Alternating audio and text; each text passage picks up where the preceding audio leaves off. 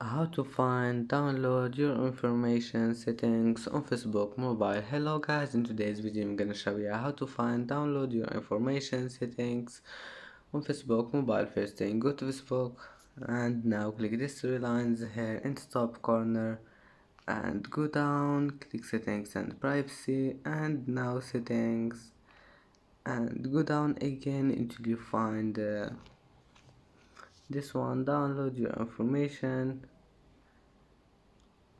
And as you see here, you can find download your information settings on Facebook mobile. And that's it for today's video. If you like this video, please don't forget to like and don't forget to subscribe.